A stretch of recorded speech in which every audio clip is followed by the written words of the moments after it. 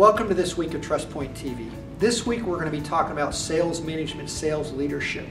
Meaning when we're in the role of sales manager, it's crucial and important that we spend our time on 85% of these metrics. The first one is identifying what are the key performance indicators that your salespeople need to do to move the needle forward with your company results. Then hold those people accountable to those measurements and metrics. Number two, it's coaching. Coaching comes in three flavors. The first one being pre-call strategizing, meaning sitting down with our salespeople before they go on a sales call, identify what are the key questions they should be asking, what key information do they need to pull out, what are the key things they need to do to help us to identify whether this is even a qualified prospect or we might find it's a not qualified prospect. The second coaching is post-after call debriefing. When our salespeople come back, sitting down with them and debriefing them, what are some things they did well? Also identify where some of the gaps of the things they didn't execute, understand why they didn't do it, and then put an action in place to help them get better.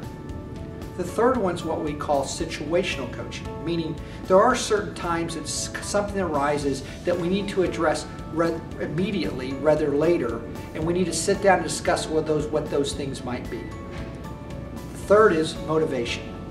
Let's get real. Sales is a difficult position. Our people are dealing with rejection all the time. So we need to understand what is their personal vision, what are their goals of why they're with our company, how do they define success, and when they get knocked down, we've got to pick them up, motivate them, and help them get back out there to be successful. The fourth one is knowing your people.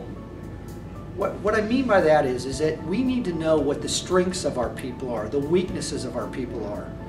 What excuses they might be using for lack of results, and then stop accepting those excuses. Helping our people get better and stronger. Every day, every week, every quarter, are your people getting stronger, working on their strengths, eliminating their weaknesses, and stop the excuse making. The last one is recruiting. Recruiting really comes in three flavors. The first one being, what is the methodology that you use to source and find those salespeople for your company?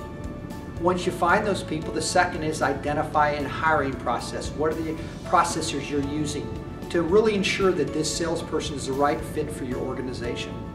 And the last one is your onboarding process. What are the processes that you have in place to ensure that your people can succeed right out of the gate? Well, those are the 5 must in sales management. Until next time at TrustPoint TV.